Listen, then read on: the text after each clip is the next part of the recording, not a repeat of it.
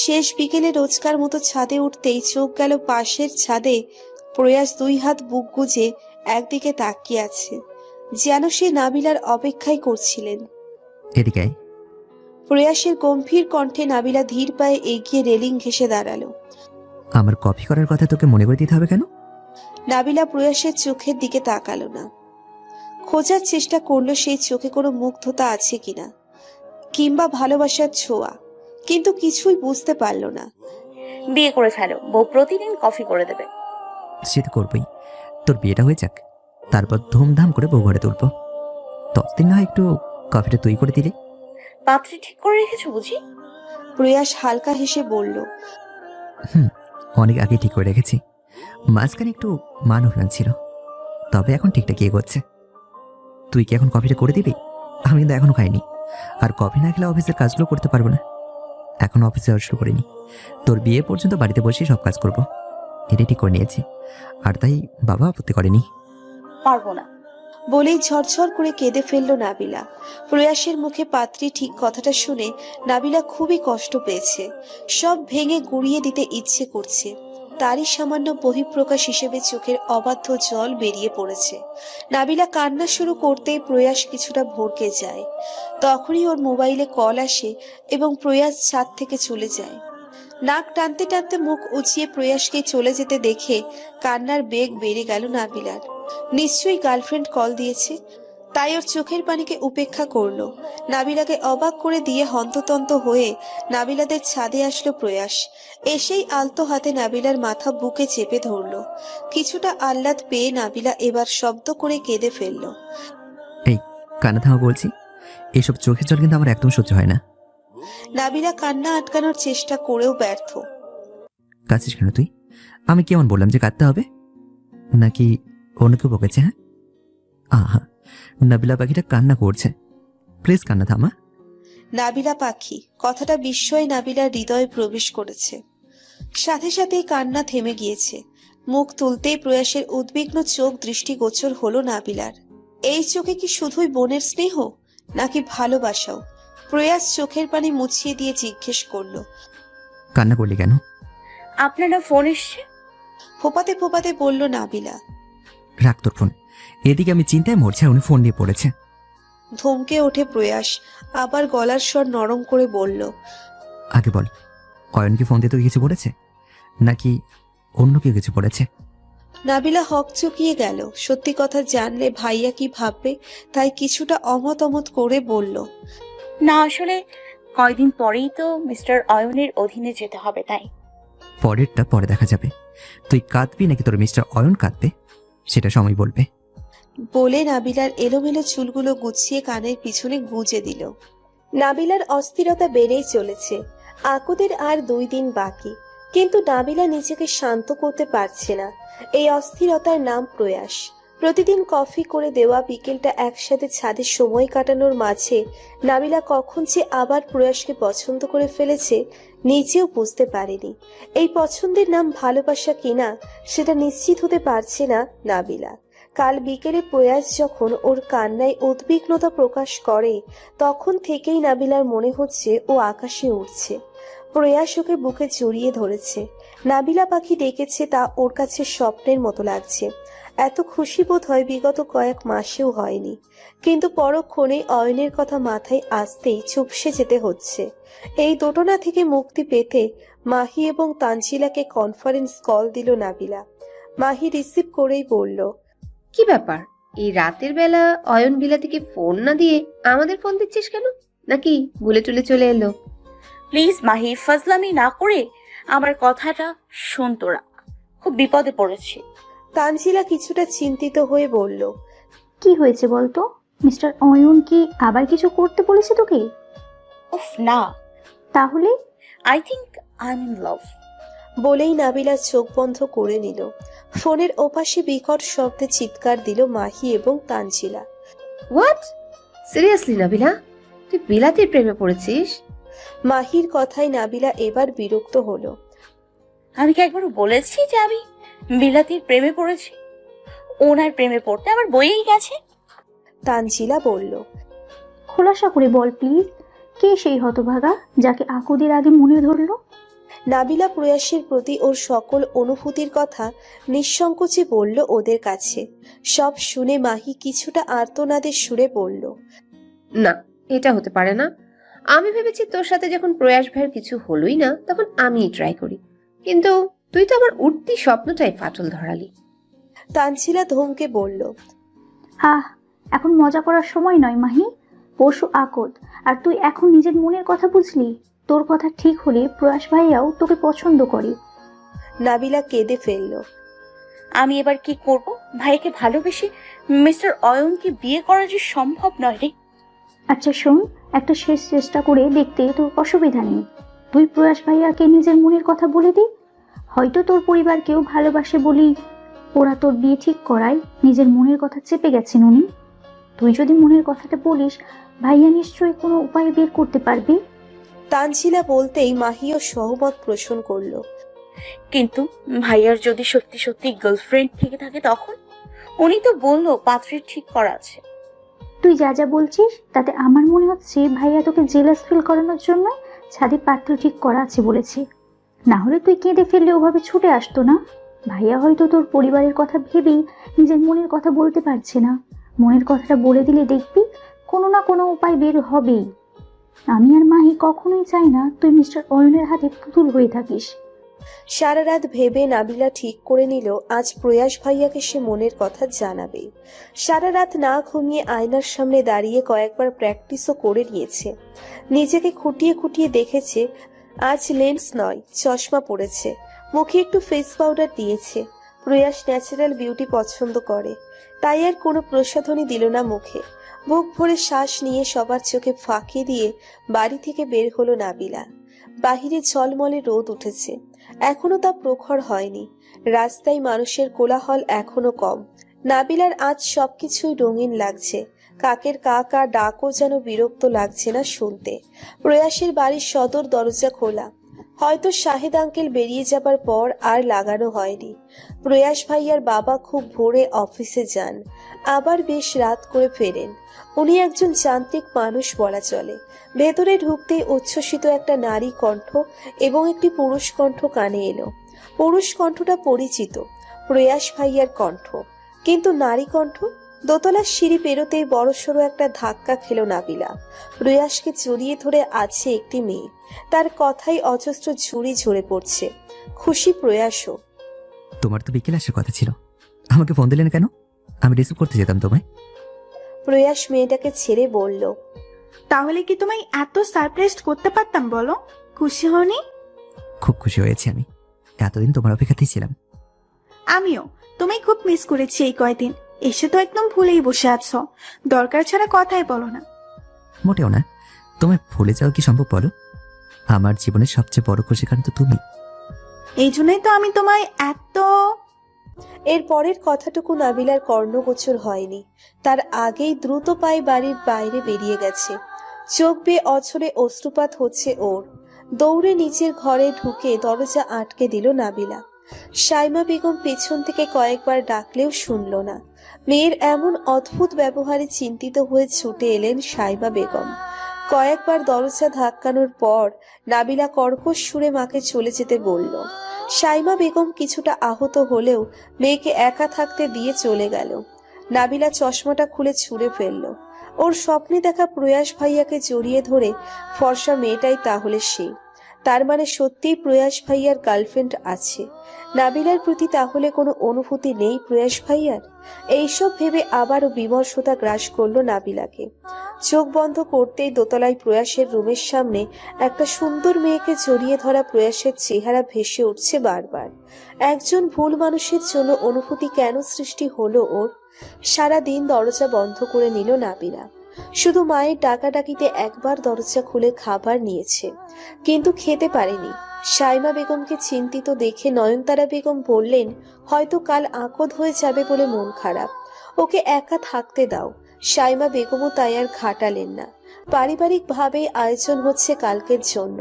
নয়নতারা বেগম আত্মীয়দের ডাকতে চেয়েছিলেন, কিন্তু অয়ন বা নাবিলা কেউ চায় না বিয়েতে পরিবার ছাড়া অন্য কেউ থাকুক। সারাদিন দেখতে না পেয়ে বিকেলে প্রয়াস এসেছিল নাবিলার খোঁজে। কিন্তু নাবিলা তবুও দরজা খোলেনি। তাই সাইমা বেগমের কাছে যায় প্রয়াস। মনি, নাবলে দরজা খুলছি না কেন? শরীর খারাপ?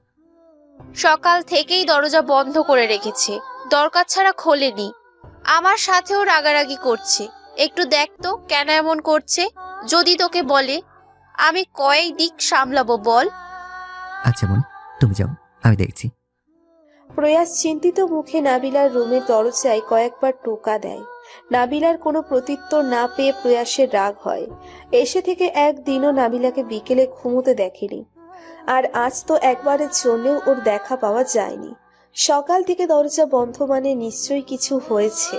প্রয়াস এবার কিছুটা রাগ নিয়ে বলল, তুই যদি ভেবে থাকিস যে দরজা না খুলে আমি চলে যাব, তাহলে ভুল ভাবছিস। হয় দরজা খোল, নয়তো ভেঙে ফেলবো।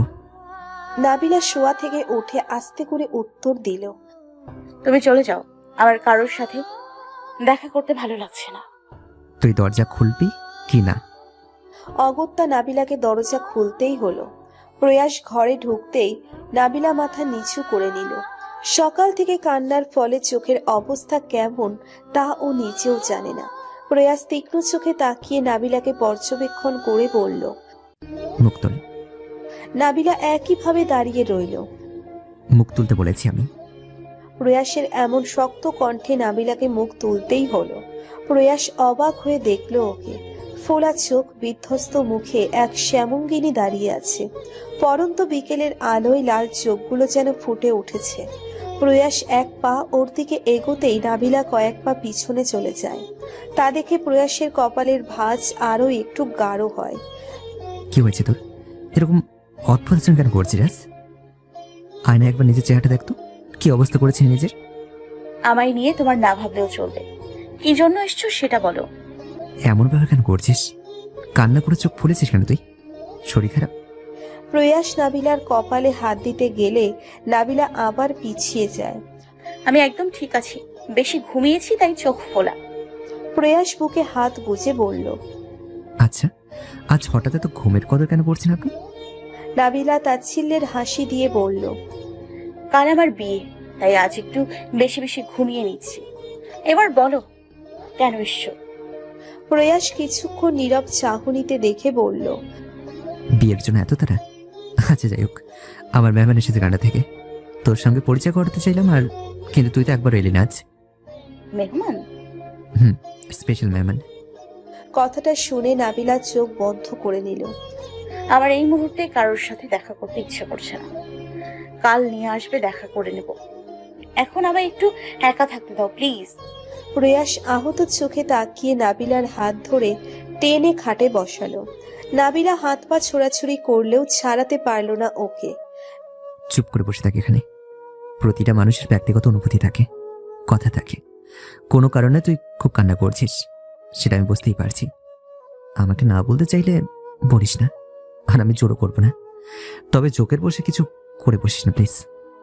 কান্না, মন খারাপ করে বসে থাকা, এগুলো কিন্তু কোনো সমাধান নয়।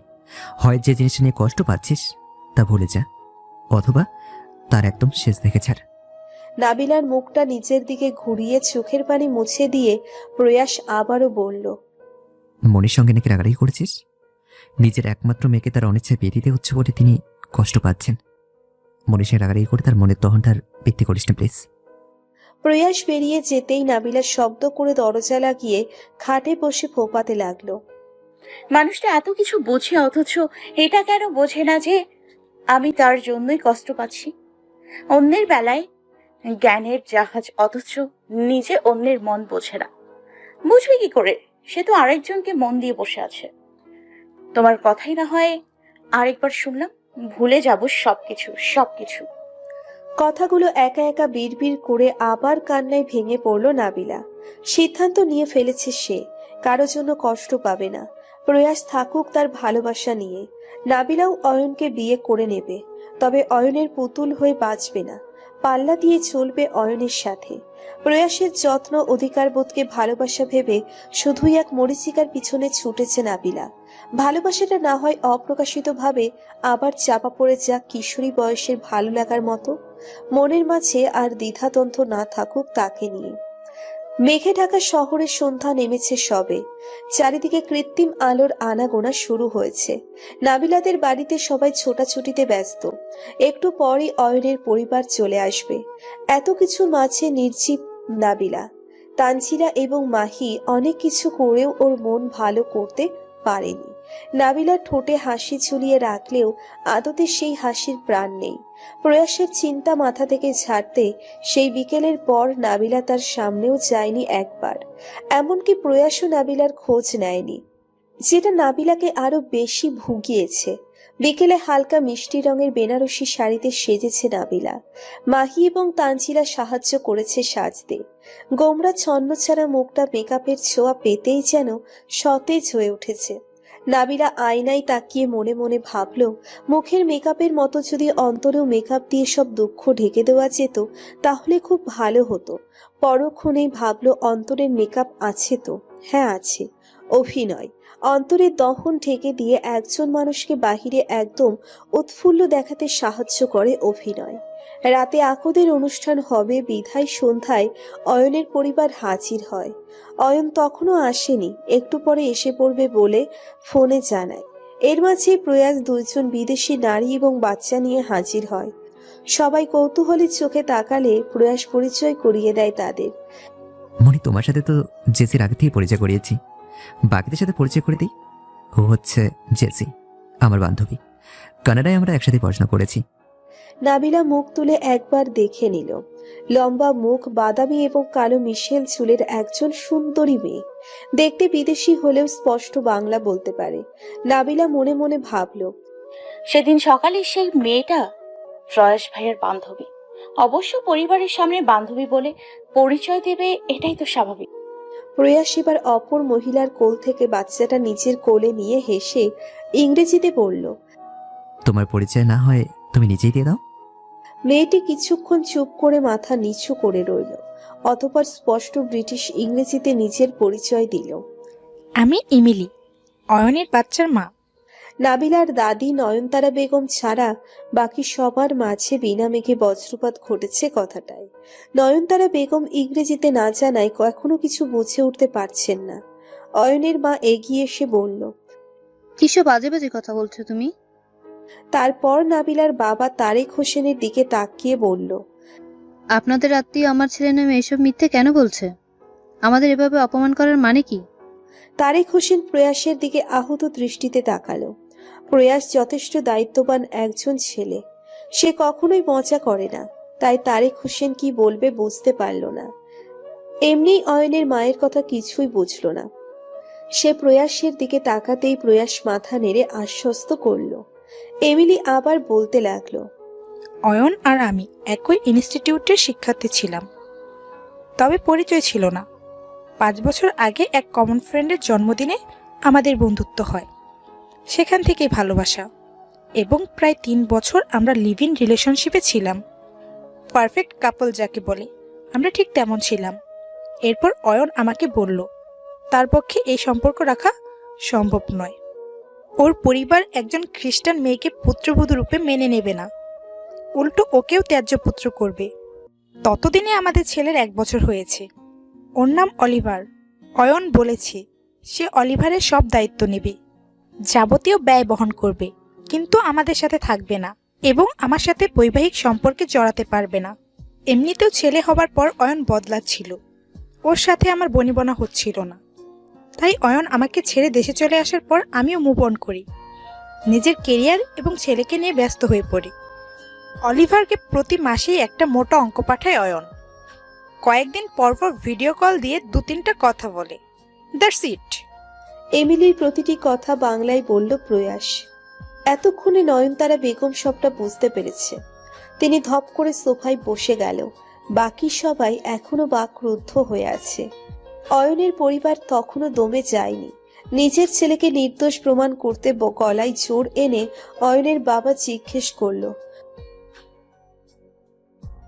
প্রয়াস উত্তর দিল, আছে।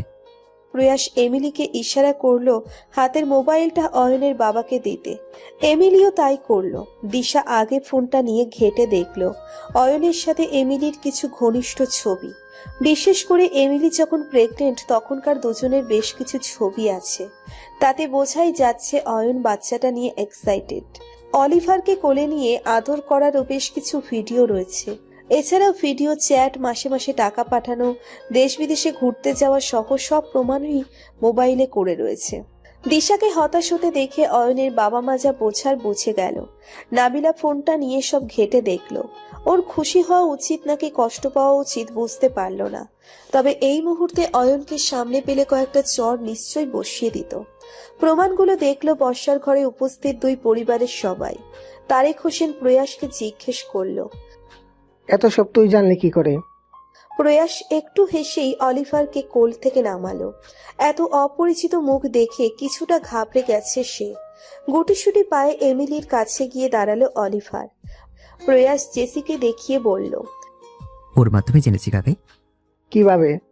তোমরা তো কানাডায় থাকতে আর এমিলি লন্ডনে, তাহলে? কানাডা থেকে 3 মাস আগে বন্ধুদের সঙ্গে একটু লন্ডনে গেছিলাম ছুটি কাটাতে।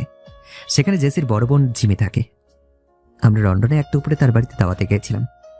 সেখানে জিমি আপুর লিভিং স্পেসের দেওয়ালে বেশ কিছু ফটো ফ্রেম ছিল, যার মধ্যে একটাতে আমার নজর আটকেছে। এমিলি, জিমি এবং অয়নের একটা ফটো। সম্ভবত এমলির বেবি শাওয়ারে তোলা ছবি ছিল ওটা। এমলিকে না ছিল, অয়নের ছবি আমি মনে থেকে আগে দেখেছিলাম। জিমি আপুকে জিজ্ঞেস করতেই তিনি সবটাই বলে দিলেন। জিমি আপুর সাথে এমলির বেশ ভালোই সম্পর্ক ছিল। জিমি আপু তাই ওদের ব্যাপারে সবই জানতো। অয়নের ব্যাপারে খোঁজ খবর নিয়ে নিশ্চিত হলাম যে এমএলির সাথে ওটা অয়নই ছিল। তারপরেই তল্পে তল্পা গোটিয়ে চলে এলাম এখানে হাটে হাড়ি ভাঙতে। আরো আগেই সব পাস করতে পারতাম, কিন্তু আমি এমলিকে সামনে রেখে প্রমাণসহ সব জানাতে চেয়েছি। জেসি পরশুতে এসেছে আর এমলি আসতে উপরে ল্যান্ড করেছে আর কি, তাই একটু দেরি হয়ে গেল জানাতে। অয়নের বাবাও ভীষণ ক্ষেপে গেছেন ছেলের প্রতি। বিদেশে উচ্চশিক্ষার জন্য গিয়ে ছেড়েছে এতটা নিচে নামবে তা তিনি ভাবতেই পারছেন না।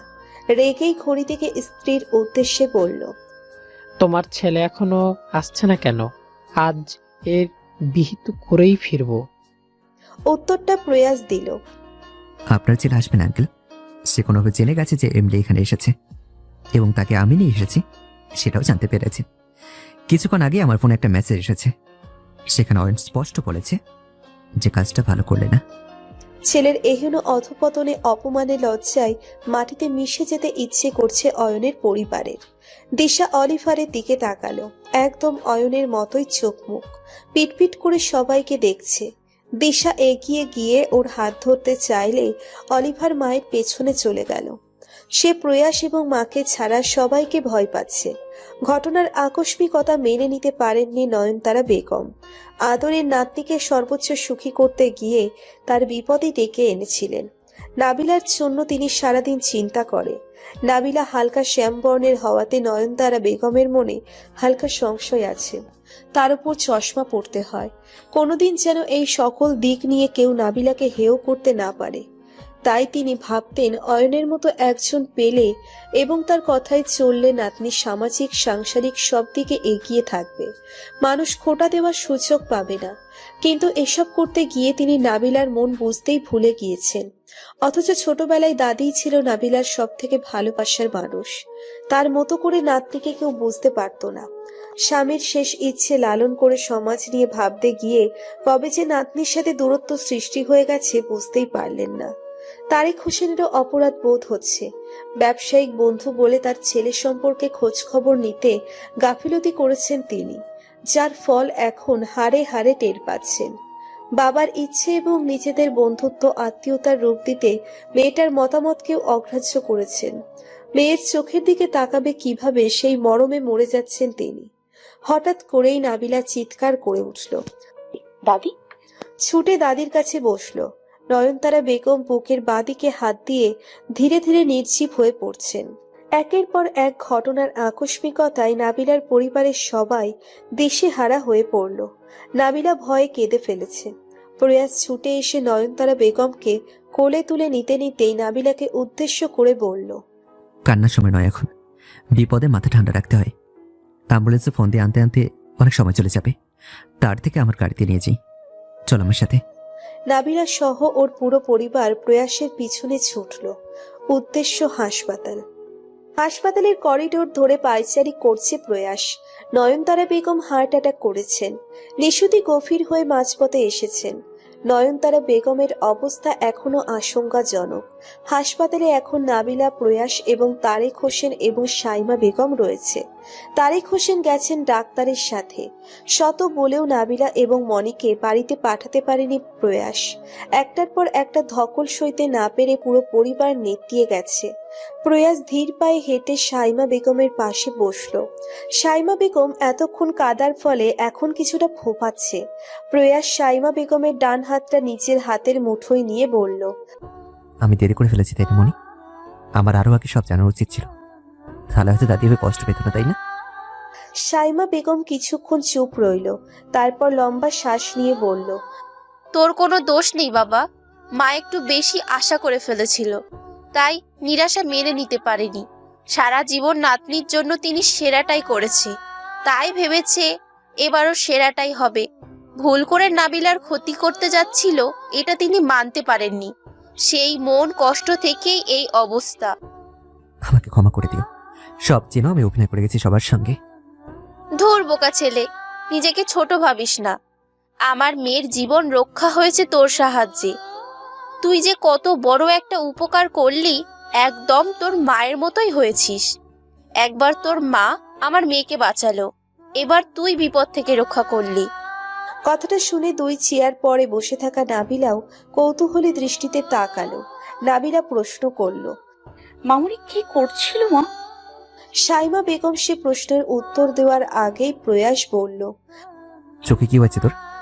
প্রয়াসের কথায় সাইমা বেগম নাবিলার দিকে তাকালো। নাবিলার চোখ লাল হয়ে ফুলে আছে। নাবিলা কথা শেষ করতে পারল না। সাইমা বেগম এবং প্রয়াস দুজনেই রাগী চোখে তাকিয়ে আছে। কতটা কেয়ারলেস হলে এমন কথা কেউ বলে? এক্ষুনি কর বলছি। রেগে বলল প্রয়াস। এরপর সাইমা বেগমের দিকে তাকিয়ে বলল, মনি আমাকে অনুমতি দাও, বাড়ি গিয়ে ও সব লেন্স আমি জ্বালাতে ছুঁড়ে ফেলবো। এমন কেয়ারলেসদের জন্য লেন্স নয়, অন্ধ হয়ে বসে থাকবে তো। নাবিলা চুপসে গেল একেবারে। হসপিটালের ওয়াশরুমে গিয়ে কোনো মতে লেন্সটা খুলে ফেলল। তারপর অয়নকে কয়েকটা গালি দিয়ে লেন্স জোড়া ডাস্টবিনে ফেলে দিল। চোখে বেশ কয়েকবার পানির ছাপটা দেওয়ার পর কিছুটা আরাম বোধ করলো। তারেক হোসেন এসে জানালো নয়নতারা বেগম এখন আশঙ্কা মুক্ত। সবাই চিন্তা মুক্ত হলো। তিনি নাবিলা এবং সাইমা বেগমকে চলে যেতে বললে সাইমা বেগম বাধা দিয়ে বলল, প্রয়াস বরং নাবিলাকে নিয়ে চলে যাক। মাকে সুস্থ না দেখে আমি যেতে পারবো না। তারেক হোসেন সহমত পোষণ করলেন। প্রয়াসের বাধ্য হয়ে রাজি হতে হলো। নাবিলার চোখের যত্ন এবং বিশ্রাম প্রয়োজন। চোখ লাল হয়ে আছে। প্রয়াস মনি ও কাকাইয়ের জন্য খাবার কিনে দিল। যাওয়ার সময় সাইমা বেগম নাবিলার মাথায় হাত বুলিয়ে দিয়ে বলল, যা হয়েছে ভুলে যাও। তোমার জীবনে আর কেউ কোনো কিছু চাপিয়ে দেওয়ার কথা চিন্তা করবে না। দাদিকে নিয়ে ভেবো না, তিনি খুব জলদি সুস্থ হয়ে যাবে। দুই ভাই বোন বাড়ি গিয়ে খেয়ে দিয়ে ঘুম দিও। ভাই বোন? প্রয়াসের হঠাৎ কাশি উঠে গেল।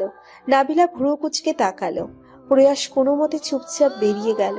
প্রয়াস নাবিলার উপকার করলেও নাবিলার মেঘ ঘনানো আকাশ ভেদ করতে পারেনি। ওর মনের হাজারটা প্রশ্ন ঘোরাঘুরি করছে, যার সবটাই প্রয়াস এবং জেসিকে নিয়ে। প্রথমত, প্রয়াস ভাইয়া যদি সত্যি বলে থাকে জেন্সি তার বান্ধবী, তাহলে জড়িয়ে ধরলো কেন? প্রয়াস ভাইয়া তো এমন নয়। নাবিলাকেও হালকাভাবে এক হাতে ধরেছিল মাত্র, সেখানে জেসিকে একদম। দ্বিতীয়ত, জেসি যদি বন্ধুই হবে তাহলে সেদিন কেন বললো জেসি তার জীবনের সবচেয়ে বড় খুশির কারণ? নাবিলা মনে মনে চাইছে ওর ধারণা যেন মিথ্যে হয়, জেসি যেন শুধুই বন্ধু হয়। এখন তো অয়ন নামের কাঁটাটাও নেই। কি হলো? কি ভাবছিস এত? প্রয়াসের ডাকে কিছুটা হক চুকিয়ে গেল নাবিলা। নিজেকে সামলে বলল, জেসি আপু তোমার কি হয় ভাইয়া? প্রয়াস এমন প্রশ্নে অদ্ভুত হাসলো। কেন? বলেছি তো বান্ধবী হয়। শুধু বান্ধবী না, খুব কাছের বান্ধবী। ও আমার জন্য খুবই লাগে, বুঝতে পারলি? বুঝলাম। ভাঙা গলায় উত্তর দিল নাবিলা। শেষ আশাটা বুঝি ডুবতে বসেছে। সরাসরি জিজ্ঞাসাও করতে পারছে না প্রেমের কথাটা নিয়ে, কিন্তু সংকোচ রেখে লাভটা কি? উনি কি তোমার গার্লফ্রেন্ড? প্রয়াস নিঃশব্দে হাসল, কোনো উত্তর দিল না। নাবিলা কিছুক্ষণ উত্তরের আশায় প্রয়াসের মুখের দিকে তাকিয়ে রইল। প্রয়াসের পুরো মনোযোগ ড্রাইভিং এ। যখন বুঝলো প্রয়াসের প্রশ্নের উত্তর দেবে না, তখন হতাশ হয়ে সিটে হেলান দিয়ে বসলো নাবিলা। তোর হাঁটু নিচ সেলাইটা কি মিলে গেছে? হঠাৎ এই প্রশ্ন? নাবিলা যেন আকাশ থেকে পড়ল। সেলাইটা কি জন্য পড়েছিল জানিস? হ্যাঁ, মা বলেছে ছোটবেলায় অ্যাক্সিডেন্ট হয়েছিল আমার। আবসা মনে আছে, হাঁটুর নিচে গভীরভাবে কেটেছিল, তাই সেলাই পড়েছে। তোর তখন 4 বছর বয়স, ভীষণ দুষ্ট ছিলি। সুযোগ পেলেই সবার চোখ ফাঁকি দিয়ে মেন রোডে চলে যেতিস। গাড়ি চলা, হর্নের শব্দ, রাস্তার পাশে মামাদের নানা রকম খাবারের দোকান সব তোকে আকৃষ্ট করতো। তাই সব সময় দাদি তোর পাশাপাশি থাকতো। আমি তখন ক্লাস 6-এ পড়তাম। স্কুল থেকে ফিরতেই শুনি তুই অ্যাক্সিডেন্ট করেছিস। দাদির ঘুমের চোখ লেগে যাওয়ায় সবার চোখ ফাঁকি দিয়ে আবারও বেরিয়ে পড়েছিলি। বাইকের সঙ্গে ধাক্কা খেয়ে রাস্তার পাশে রড হাঁটুর কাছটা ঢুকে গেছিল। তোর খবর পেয়ে ছুটিকে রক্তাক্ত তোকে দেখে মনে একেবারে সাথে সাথে মরছে যায়। দাদি তো পুরো এলাকায় একদম চিৎকার করে জড়ো করে ফেলেছিল। দাদু, দাদি, কাকাই, মনি সবাই হাসপাতালে ছোটে। আমিও স্কুল থেকে ফিরে ছুটে যাই। গিয়ে দেখি দাদি পাগলের মতো কান্না করছে সবার সামনে। তোর শরীর থেকে অনেক রক্ত বেরিয়ে গেছে, যার ফলে রক্ত দিতে হবে। একমাত্র দাদির সাথেই তোর গ্রুপের মিল ছিল, এবি নেগেটিভ। হাসপাতালে সেই মুহূর্তে এই গ্রুপের রক্ত একদমই ছিল না। জোগাড় করতে অনেক সময় লেগে যাবে। দাদি পাগলের মতো চিৎকার করে বলেছিল, আমার রক্ত নাও, আমার দাদুটাকে বাঁচিয়ে দাও। কিন্তু দাদির রক্ত নেওয়া সম্ভব ছিল না, কারণ তার কিছুদিন আগে দাদির কাঁধে একটা টিউমার অপারেশন হয়েছিল, যার ফলে তিনি প্রচণ্ড দুর্বল ছিলেন। কাকাই যেখানে পারছিল দৌড়াচ্ছিল। আত্মীয়দের কারো রক্তের গ্রুপ মিলে গেল, রাজি হচ্ছিল না দিতে, বাহানা দেখাচ্ছিল। তোর অবস্থা খারাপের দিকে যাচ্ছিল ক্রমশ। তা দেখে দাদি ছুরি দিয়ে ডাক্তারকে শাসায় রক্ত নিতে। সেই মুহূর্তে দাদিকে দেখে যে কেউ বদ্ধ উন্মাদ ভাবত। আমি নিজেও ভয় পেয়ে গেছিলাম। সেই দিশারা অবস্থা থেকে সবাইকে উদ্ধার করে আমার মা, মানে তোর মামনি। মা মা টিচার ছিল সেটা তো জানিসই। তাকে খবর দেওয়ার কথা কারো মাথাতেই আসেনি। মায়ের রক্তের গ্রুপও জানতো না কেউ। সেদিন টিচার্স মিটিং শেষ করে বাড়ি ফিরতে মায়ের সন্ধ্যা হয়ে গেছিল। তোর খবর শুনে হাসপাতালে এসে দাদিকে শান্ত করে বলে তিনি রক্ত দেবেন। মায়ের রক্ত গ্রুপও তোর সাথে মিলছিল। এরপর দীর্ঘ 1 মাস লেগেছে ক্ষত সারতে। আর 6 মাস পর্যন্ত দাদি তোকে হাঁটতে পর্যন্ত দেয়নি, কোলে করে সব জায়গায় নিয়ে যেত। দাদির হাঁটুর ব্যথা এমনি এমনি হয়নি, ওটার কারণ তুই ছিলি। তোদের ভালোবাসা দেখলে আমার হিংসা হতো, কেন আমার একটা দাদি নেই এরকম। কিন্তু দাদি আমাকে খুব ভালোবাসতেন, যদিও তোর থেকে একটু কম বাসত। নাবিলার চোখ দিয়ে পানি পড়ছে।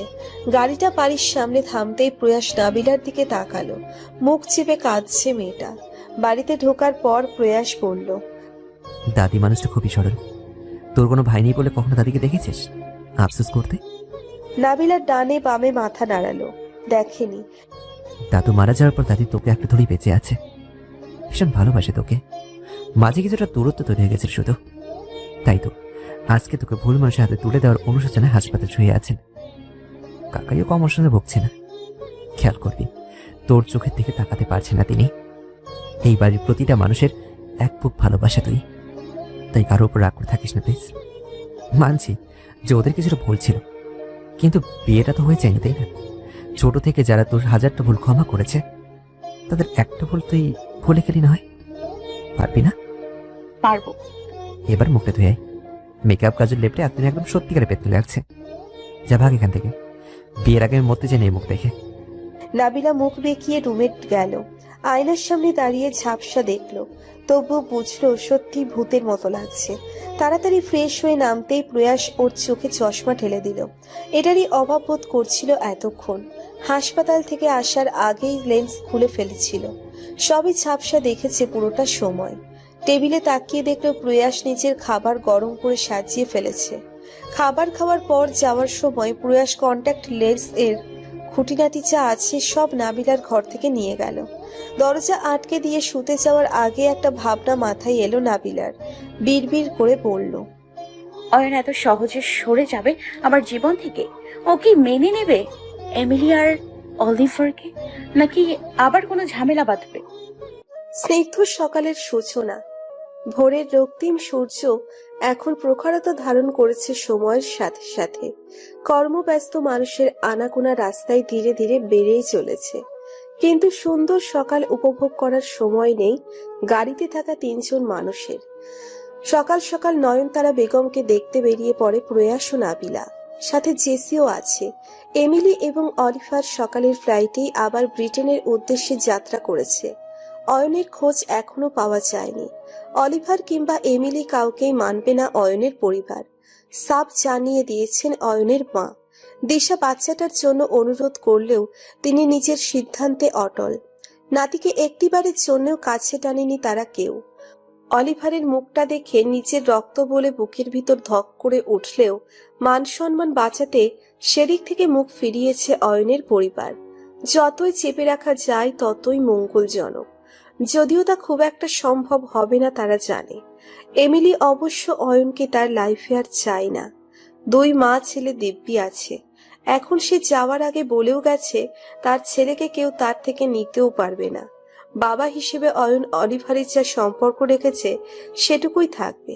বাবা ছেলের অধিকারে হস্তক্ষেপ না করলেও অলিভারকে সে অয়নের কাছে দেবে না কখনোই। হাসপাতালের সাদা মলিন বিছানায় এক ভঙ্গুর দেহ শুয়ে আছে। সাদা চুলের এই মানুষটার প্রতিটা চামড়ার ভাঁজ পড়েছে, যার জন্য ভেবে তারই থেকে আজ দূরত্ব তৈরি হয়ে গেছে।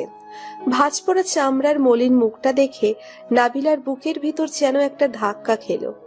এক রাতেই মানুষটার বয়স যেন বেড়ে গেছে, একদম নেতিয়ে পড়েছে। হাতে স্যালাইন চলছে, সেটা প্রায় শেষের দিকে।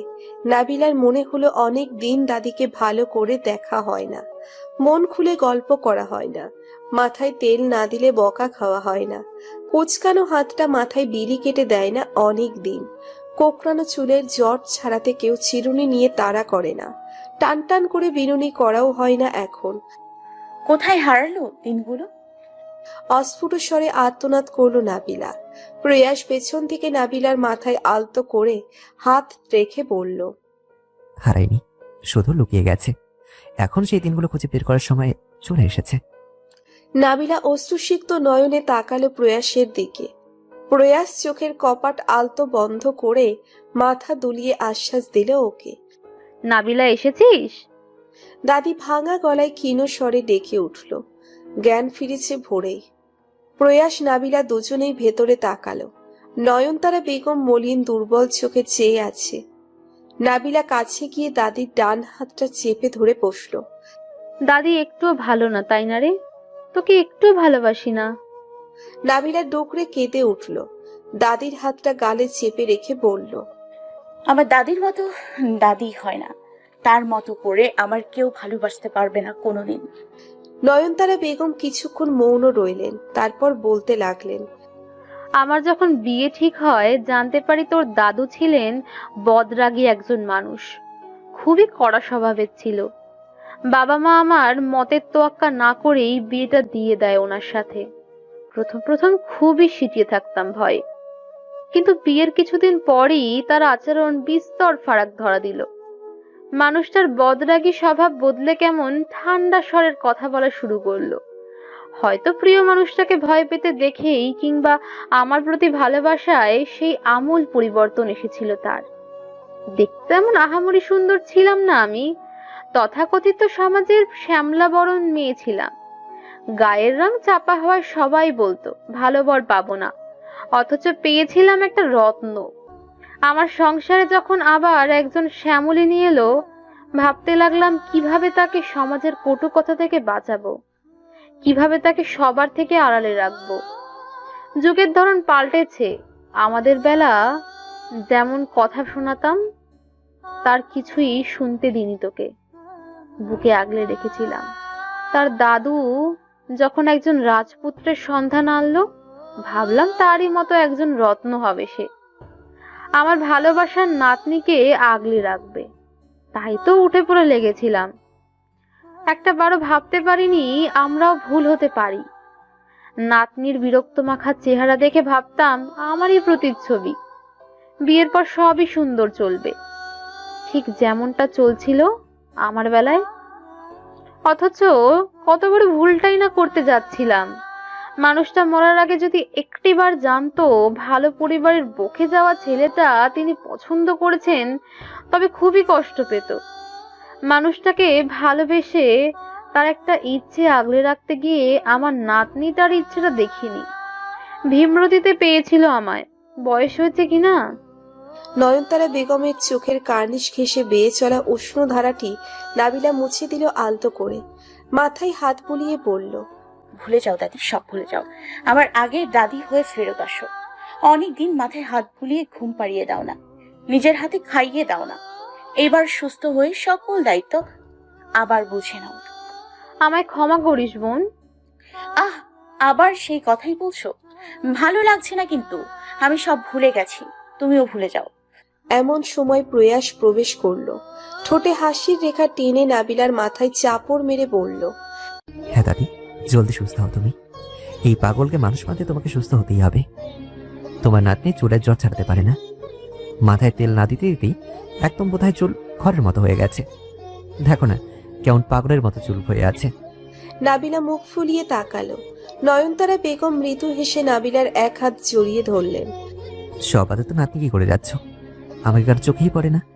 প্রয়াস অভিমান করে বলল। নয়নতারা বেগম হাত বাড়ালেন প্রয়াসের দিকে। প্রয়াস নিচু হয়ে দাদির কাছে মাথা নিতেই তিনি রুগ্ন হাতে প্রয়াসের মাথায় হাত বুলিয়ে দিলেন। এই কয়েক মুহূর্তে যেন অনেকটা সুস্থ হয়ে উঠেছেন তিনি। প্রয়াস নরম এবং মৃদু স্বরে দাদির কানের কাছে মুখ নামিয়ে বলল, তোমার নাতনিকে তোমার মতো আগলে রাখার মানুষের কাছে রাখতে হবে, তুমি একদম চিন্তা করো না। জেসি বাইরেই দাঁড়িয়ে ওদের খুনসুটি দেখলো। কি সুন্দর সম্পর্ক ওদের। অন্যদিকে জেসি বড় হয়েই ওরা খুঁজেছে স্বাধীনতা, নিজের মতো চলার মর্জি পেয়েছেন, কিন্তু দিন শেষে একটা শূন্যতা থেকে যায়। সেটা বুঝি এইরকম একটা পরিবারের জন্যই, কিন্তু তা উপলব্ধি করতে সময় অভিজ্ঞতাও বয়ে যায় অনেক। জেসিকে এখনো বুঝতে পারছে পরিবারের গুরুত্ব। জেসির মা একজন বাঙালি এবং বাবা কানাডিয়ান। ওদের জীবনে কারোর সাথে বনিবনা না হলে নিজেরাই মুভ অন করে, অথচ এখানে মানুষ মানিয়ে নিয়ে একে অন্যের ভুল ক্ষমা করে একই সাথে থাকার প্রচেষ্টা করে যায়। জেসি যেন একটা সৌন্দর্য উপভোগ করছে দরজার বাইরে দাঁড়িয়ে। পরিবারের খুনসুটিময় সৌন্দর্য। সারাদিন জেসিকে ঢাকা শহর ঘুরিয়ে দেখালো প্রয়াস। মায়ের সূত্রে ছোটবেলায় ঢাকায় এসেছেন 2 বার, কিন্তু তেমন কিছুই দেখা হয়নি। তাদের সাথে আছে নাবিলা। ও আসতে চায়নি, কিন্তু জেসির জোড়াজড়িতে আসতে হলো। হাজার হোক, এই মেয়েটার সূত্র ধরেই ওর জীবনে একটা কালো অধ্যায় থেকে বেঁচেছে। গাড়ির সামনের সিটে প্রয়াস এবং জেসি বসে রাজ্যের আলাপ জুড়েছে। পেছন থেকে নাবিলা অসহায়ের মতো তা গলধকরণ করছে। প্রয়াসের ফ্রন্ট মিরর নাবিলার দিকে তাক করা। বেশ কয়েকবার চোকাচুকি হয়েছে দুজনের। প্রয়াসের চাহনিতে অন্য সময় হলে খুশিতে ফেটে পড়ত, কিন্তু এখন বিরক্ত হচ্ছে নাবিলা। জেসি আসলে কে হয় তা এখনো খোলসা করেনি প্রয়াস। তার উপর একটু পরপর দেখা যাচ্ছে ওকে। নাবিলা নিজেও কি দেখছে না? নিজের দোষ স্বীকার করতে মন চাইল না। জেসি আপু, তুমি এখানে কতদিন থাকছো? আমি তো সারা জীবনে থাকতে চাই, কিন্তু তা সম্ভব না, তাই বিয়ে অবধি থাকছি। বিয়ে? অস্ফুট স্বরে উচ্চারণ করলো নাবিলা। এতক্ষণের এক চিলতে আশাতেও ভাটা পড়লো এবার। তার মানে ভাইয়া আর জেসি বিয়ে করে কানাডা চলে যাবে? তাহলে কেন বলেছিল যে আর বিদেশের মাটিতে পা দেবে না? সব মিথ্যে। আমাকে শ্যাম বর্ণ নিয়ে লেকচার দিয়ে নিজের সাদা চামড়া পছন্দ করছে। করবেই তো, তার সাথে তো অমন সুন্দরী মানায়। আমি কি আর সুন্দরী নাকি? নিজের কথার বিরোধিতা নিচেই করলো আবার। সুন্দর নই তো কি? জেসি আপুর মতো গায়ের রং না হোক, দেখতে শুনতে মোটেও খারাপ নই আমি, কিন্তু আফসোস এই সৌন্দর্য তার চোখে পড়ল না। নিজের মনেই কথাগুলো ভেবে গাল ফুলিয়ে রইল নাবিলা। আর দেখবে না প্রয়াসকে, দেখলেই কষ্ট বাড়বে, চোখ ঠেলে কান্না আসবে। চোখ বন্ধ করে তা আটকানোর বৃথা চেষ্টায় মগ্ন থাকতে থাকতে এক সময় ঘুমের দেশে পাড়ি জমালো নাবিলা। ঘুম ভাঙতেই নিজেকে প্রয়াসের বাহুবন্ধনে আবিষ্কার করলো নাবিলা। নাবিলার মাথা প্রয়াসের কাঁধের উপর, আর হাতে প্রয়াসের কোমর জড়ানো। নিজের অবস্থান বুঝতে বেশ কিছুটা সময় লাগলো ওর। যখন বুঝতে পারলো, ভরকে গিয়ে ছিটকে দূরে সরে গেল। সামনে তাকাতেই দেখলো ড্রাইভিং সিটে জেসি বসে আছে। রাস্তাঘাট চেনে না। প্রয়াস পেছন থেকে কল দিয়ে বলে দিচ্ছে কোন দিকে যেতে হবে। তুমি এখানে? নাবিলা জানতে চাইলো। ঘুমানোর আগে তো প্রয়াস ভাইয়া ড্রাইভিং সিটে ছিল, তাহলে পিছনে ভাবনার মাঝেই প্রয়াস উত্তর দিল। ঘুমালে তো হুশ জ্ঞান সবারই ঘুমাস, তাই না? সব জায়গায় কি তোর বিছায় নাকি যে ছড়িয়ে যেতে থাকবি তুই? আমি না এসে ধরলে তো তুই একদম ঘাটে ভেঙে ফেলতে আছ। নাবিলা মুখ কাচুমাচু করে নিল। জ্ঞান থাকলে কি আর ঘুম হলো নাকি? কথাটা বলে আর চোখে তাকালো প্রয়াসের দিকে। প্রয়াসের শান্ত দৃষ্টি ওর ওপরই নিষিদ্ধ। আবার মুখ সরিয়ে নিল নাবিলা।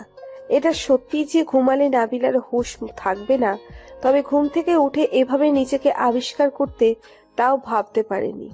এর আগে গাড়িতে যতবার ঘুমিয়েছে মা কিংবা দাদির কাঁধেই মাথা দিত। প্রয়াস ভাই আমায় জড়িয়েছিল, তাও নিজের গার্লফ্রেন্ডের সামনে। এটা তো হতে পারে না। জেসি আপু মেনে নিল নাকি আমি ভুল ভাবছি? নাবিলা জেসির মুখভঙ্গি দেখার চেষ্টা করলো। একদমই শান্ত মুখে ড্রাইভ করছে সে। অনেকক্ষণ তুমি ড্রাইভ করতে হলো, এবার আমাকে দাও। এই মেয়ে এখন আর ঘুমাবে না। টানা 2 ঘন্টা ঘুমে কাঁধ ব্যথা করে দিয়েছে আমার। বলেই প্রয়াস হাত দিয়ে বার কয়েক কাঁধ মালিশ করলো। নাবিলা আড়ালে ভেংচি কাটলো। জেসি ড্রাইভিং সিট ছাড়তেই প্রয়াস বসে পড়লো। বাড়ির উদ্দেশ্যে যাত্রা শুরু করলো এবার। জেসি মিষ্টি হেসে নাবিলাকে জিজ্ঞেস করলো, ঘুম কেমন হলো তোমার? ভালো। তোমাদের ভাই বোনের সম্পর্ক খুবই সুন্দর। প্রয়াস তোমার ব্যাপারে খুবই কেয়ারফুল। অবশ্য প্রয়াস বরাবরই দায়িত্বশীল, পরিবারের প্রতিও, বন্ধু বান্ধবদের প্রতিও, আমার প্রতিও। নাবিলার মেজাজ খারাপ হয়ে গেল। ভাই বোন, এজন্যই বুঝি জেসি আপু কিছু মনে করেনি। ওরা তো হয় ফ্রি মাইন্ডের। ভাইয়া জেসি আপুর প্রতিও এত কেয়ারফুল হবেই তো, স্পেশাল মানুষ বলে কথা। আর আমি ভাবলাম ধুর। নাবিলা মনে মনে আবার আফসোস করলো। 2 দিন পর বিকেলে নয়নতারা বেগমকে বাড়িতে আনা হয়েছে। আরো একদিন থাকতে বলা হয়েছিল, কিন্তু হাসপাতালের সাদা পরিবেশ ওনার দম বন্ধ করে দিচ্ছিল। নিজের চেনা পরিবেশে ফিরতে পেরে হাঁপ ছেড়ে বাঁচলেন তিনি। দাদিকে বিশ্রাম করতে দিয়ে নিচের রুমে যেতেই প্রয়াসের তলবে ছুটতে হলো তার বাড়ি। প্রয়াস ড্রয়িং রুমে বসে মোবাইল স্ক্রল করছিল। নাবিলাকে আসতে দেখেই 1 কাপ কফি চাইলো। নাবিলা মুখ ঝামটা দিয়ে বলল, পারবো না, বাড়িতে তো জেসি আপু আছে, তাকে বললেই তো হয়। জেসি আমার অতিথি, ওকে দিয়ে কাজ করাবো? এটা তোর কাজ। হ্যাঁ, আমি কাজের লোক। বিড়বিড় করে বলল নাবিলা। পারবো না। মুখে পারবো না বললেও শেষমেশ 2 কাপ কফি বানিয়ে আনলো নাবিলা। জেসি ততক্ষণে প্রয়াসের পাশে বসে ল্যাপটপে কিছু করছিল। নাবিলা টেবিলে কফি রাখলে প্রয়াস ওর হাত ধরে টেনে দুজনের মাঝে বসিয়ে দিল। কোলের ল্যাপটপটা সামনে টি টেবিলে রাখতেই একটা বাচ্চার হাসি মুখ নজরে এলো নাবিলার। বাচ্চাটা অলিভার, খুব মিষ্টি একটা ছেলে। সামনে যখন দেখেছিল ততটা খেয়াল করেনি নাবিলা। তখন একের পর এক ঝামেলায় এমিলি কিংবা অলিভার কারোর সাথেই কথা হয়নি। কিছুক্ষণ পরেই এমিলিকে দেখা গেল স্ক্রিনে। ভিডিও কল দিয়েছে এমিলি। প্রয়াসের সাথে বেশ ভালো সম্পর্ক গড়ে উঠেছে এমিলি এবং অলিভারের, বিশেষ করে অলিভারের সাথে। ও প্রয়াসকে সামনাসামনি দেখেছে একবার, আর বাকি সব সময় ভিডিও কলে। এর মধ্যেই প্রয়াস আঙ্কেলকে মনে ধরেছে অলিভারের। কেমন আছো নাবিলা? এমিলি প্রশ্ন করলো। নাবিলা কি করবে বুঝতে পারল না, তাই প্রয়াসের মুখের দিকে তাকালো। প্রয়াস চোখের ইশারায় কথা বলতে বলল, জি ভালো। তোমার সাথে পরিচিত হতে পারিনি, সেজন্য দুঃখিত। আসলে সে দেশে থেকে অলিভারকে হারানোর ঝুঁকিটা নিতে চাচ্ছিলাম না, তাই জলদি চলে এসেছি। তবে তোমাদের বিয়েতে নিশ্চয়ই আসবো। আমাদের? নাবিলা প্রশ্নসূচক চোখে তাকিয়ে রইল এমিলির দিকে। প্রয়াস সাথে সাথেই প্রসঙ্গ বদলাতে বলল, অয়ন কি এর মধ্যে আপনার সঙ্গে যোগাযোগ করেছে? এখন অবধি কোনো ফোন কল করেনি, এমনকি অলিভারের জন্যও কোনো মেসেজ দেয়নি। বিষয়টা চিন্তার। প্রয়াস তর্জনী এবং মধ্যমা আঙ্গুল দিয়ে কপালে ঘষে বলল, অয়ন চুপ করে আছে মানে কিছু তো একটা করবেই। ওকে যতদূর চিনি সহজে ছেড়ে দেওয়ার পাত্র নয় সে। যেহেতু এখন ওর মান সম্মান সবই ডুবে গেছে, তাই তোমাদের ক্ষতি করতে দুবার ভাববে না ও। চিন্তা করবে না, এদিকটা আমি সামলে নেব। সামলে নেব বললেও প্রয়াস মনে মনে কিছুটা চিন্তিত বিষয়টা নিয়ে। জেসি বলল, অলিভার, তোমাকে আমি কি শিখিয়েছিলাম মনে আছে? মনে করে বলো তো। অলিভার সব দাঁত বের করে হাসলো, তারপর খুব কষ্টে উচ্চারণ করলো, তুমি কেমন আছো? সবাই একসাথে হেসে উঠল অলিভারের বাংলা শুনে। সবার হাসি দেখে কিছু না বুঝে অলিভারও হেসে উঠল। এতক্ষণ এমিলির সাথে নাবিলা এবং প্রয়াস ইংরেজিতে কথা বলছিল। অলিভারকে বাংলা শিখিয়েছে জেসি, যে কয়েক ঘন্টা সাথে ছিল তারা সেই সময় বেশ অনেকগুলো বাংলা শব্দ শিখিয়েছিল ওকে। কিন্তু অলিভার সব ভুলে শুধু এই একটা লাইনই মনে রাখতে পেরেছে। শহরে আলো ফুটেছে অনেকক্ষণ, চারিদিকে কুয়াশার অল্প বিস্তর আনাগোনা দেখা যাচ্ছে। শীতকাল এলো বলে শেষ রাতের জানালা ভেদ করে অল্প শীতের ছোঁয়া লাগছেও বটে। সকালের রক্তিম সূর্যের তাপহীন মিষ্টি রোদের আলোয় নাবিলা বারান্দায় এসে দাঁড়ালো আড়ামোড়া ভেঙে। চশমাটা চোখে দিয়ে সবার আগে নজর গেল প্রয়াসের বারান্দায়। প্রয়াসের বারান্দার সাথে জানালাটা পুরো খোলা। সেদিক দিয়ে দেখলো প্রয়াস রেডি হচ্ছে কোথাও যাওয়ার জন্য। নাবিলা কিছুক্ষণ তাকিয়ে থাকলো সেদিকে। কালো রঙের শার্টে বেশ মানিয়েছে প্রয়াসকে। হুট করে সেখানে জেসির আগমন ঘটল। সেও একটা কালো টপস আর ছাই রঙা জিন্স পরেছে। দুজনকে এমন ম্যাচিং পোশাকে দেখে সকালে সুন্দর ফুরফুরে মেজাজে ভাটা পড়ল নাবিলার। জেসি অনায়াসে প্রয়াসের ঘর পর্যন্ত ঢুকছে। সে নিজেও তো অনায়াসেই যায়, কিন্তু জেসিকে সেখানে দেখে মনে হচ্ছে যাওয়া উচিত না, একদমই না। প্রয়াস ভাইয়া কেন বাধা দিচ্ছে না, এমন হাজারো কথা ভেবে নাক ফুলালো নাবিলা। জেসি নাবিলাকে দেখেই বারান্দায় এলো। Good morning Nabila. জেসির কথায় নাবিলা হাসার চেষ্টা করে বলল, গুড মর্নিং। কোথাও যাচ্ছ তোমরা? হ্যাঁ, একটু কেনাকাটা করতে চাচ্ছে দুইজনে। নাবিলা মনে মনে ব্যথিত হলো। হাজার হোক প্রয়াস ওর ভালোবাসার মানুষ, সে তার চোখের সামনে গার্লফ্রেন্ড নিয়ে ঘুরে বেড়াচ্ছে, সেটা তার জন্য কষ্টের। প্রয়াস এক পলক এলোমেলো চুলে দাঁড়ানো নাবিলার দিকে চোখ বুলিয়ে নিল, তারপর জেসিকে তাড়া দিয়ে চলে গেল। জেসিও বিদায় জানিয়ে চলে গেল। নাবিলার রাগ হলো। অন্য সময় তো জোর করে এখানে ওখানে নিয়ে যেতে চায়, আর এখন একবার বললেও না নাবিলা যাবে কিনা। নিশ্চয় ডেটে যাচ্ছে। কান্না পেয়ে গেল নাবিলার, কিন্তু সে কাঁদবে না। যে মানুষটা তার মন বোঝে না তার জন্য একদম কাঁদবে না। নিজের মনকে ভালো করতে কয়েকদিনের জন্য দূরে কোথাও চলে গেল ভালো হতে। তাতে হয়তো চোখের সামনে প্রয়াসকে অন্য মেয়ের সঙ্গে সহ্য করতে হতো না। কিন্তু দাদি নাবিলাকে কোথাও যেতে দেবে না এখন। তিনি এমনিতেই অসুস্থ, সেজন্য তাকে নিয়ে কিংবা ছেড়ে যাওয়া সম্ভব নয়। তাই নাবিলা ভাবল তানজিলার বাড়ি থেকে ঘুরে আসবে। এখন থেকে নাবিলা মুক্তভাবে আবার চলা শুরু করবে, যেখানে থাকবে না অয়নের ছায়া কিংবা প্রয়াসের জন্য অনুভূতির দহন। কিন্তু চাইলেই কি সেই দহন এড়ানো যায়? হয়তো যায়, তবে চেষ্টা করতে ক্ষতি কি? খাবার টেবিলের কাছে আসতেই দাদি কাছে ডাকলো নাবিলাকে। বাবা এবং দাদির মাঝে বসলো নাবিলা। সাইমা বেগম রান্নাঘরে টুংটাং আওয়াজে সকালের খাবার প্রস্তুতে ব্যস্ত। বাবার দিকে তাকালো নাবিলা। তারেক হোসেন এখনো মেয়ের সামনে অপরাধীর মতো মাথা নিচু করে আছেন। কিছুতেই ভুলতে পারছেন না অয়নের প্রতারণা। নাবিলা বাবার অবস্থা বুঝে নিল সহজেই। হাত বাড়িয়ে বাবার বাম হাতের ওপর নিচের ডান হাতটা রাখলো। তারেক হোসেনের সাথে সাথেই মেয়েটা হাতটা শক্ত করে ধরলো। সব ভুলে যাও বাবা, আমিও ভুলে গেছি। তুমি সত্যি বলতে পারবে তো আমরা অন্যায় করতে যাচ্ছিলাম তোমার সাথে? 100 বার পারবো বাবা। আমি তো আর সেই প্রতারককে ভালোবাসিনি, তাই আমার কোনো কষ্টও হচ্ছে না, বরং খুশি হয়েছি। তোমরা আমার ভবিষ্যৎ সুখের কথা ভেবেছিলে, বরং সেখানে তোমরাও ঠকে গেছো। তাই এইসব কথা বাদ দাও তো, এখন খাও, বড্ড খিদে পেয়েছে। তারেক হোসেন একজন স্বল্পভাষী মানুষ, তবে পরিবারের সবার সাথেই মন খুলে কথা বলতেন তিনি। ঝামেলাহীন জীবন কাটাতে বেশি পছন্দ করেন।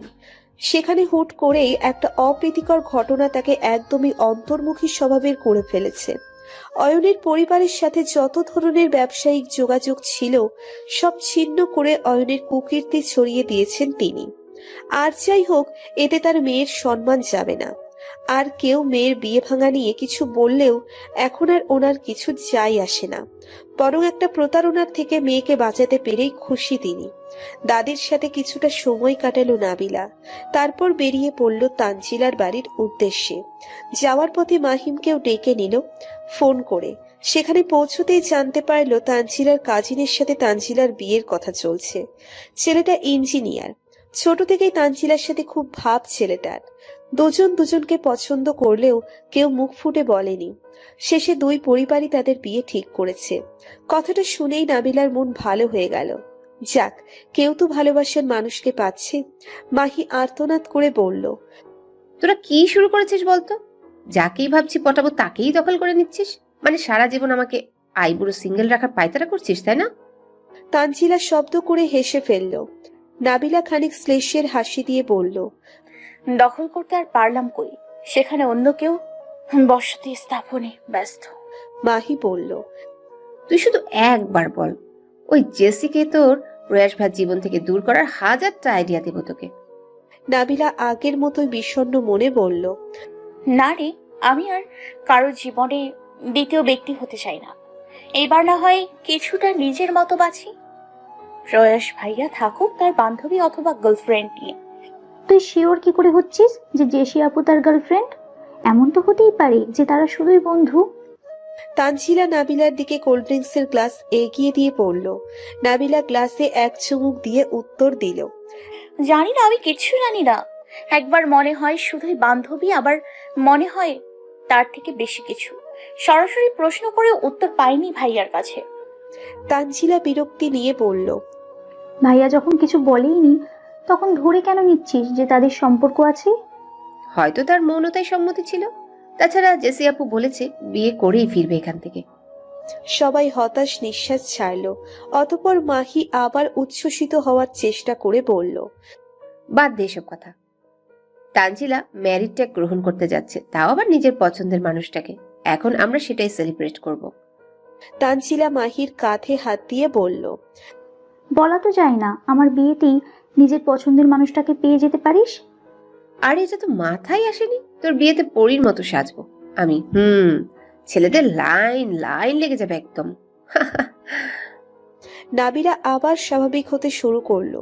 বন্ধু মহলই একমাত্র জায়গা যেখানে হাজার দুঃখ কষ্ট ভুলে একটু হাসিতে মেতে থাকা যায়। পার্থিব দুশ্চিন্তা অন্তর্দহন না পাওয়ার মাঝে একটুখানি স্বস্তি হিসেবে বন্ধুদের আড্ডায় ডুবে রইল নাবিলা। তপ্ত দুপুরের সমাপ্তি ঘটতে চলেছে। সূর্য পশ্চিমে হেলে পড়েছে। দুপুরের ভাত ঘুম শেষে বাচ্চারা খেলতে বেরিয়ে পড়েছে। তাদের কলকল হাসির ধ্বনি, ছোটাছুটি সবই উপভোগ্য। নাবিলা বাড়ি ফেরার পথে রাস্তাঘাটের নানান খুঁটিনাটি বিষয় দেখতে লাগলো। রিকশায় বসে সাদা মেঘের ভেলা যুক্ত আকাশটা দেখতে খুবই সুন্দর লাগছে নাবিলার। তানজিলার বাড়ি থেকে ফিরতে বিকেল গড়ালো। রিকশা দিয়ে আসতে আজ কেমন যেন একটা অস্বস্তি অনুভব করছে নাবিলা।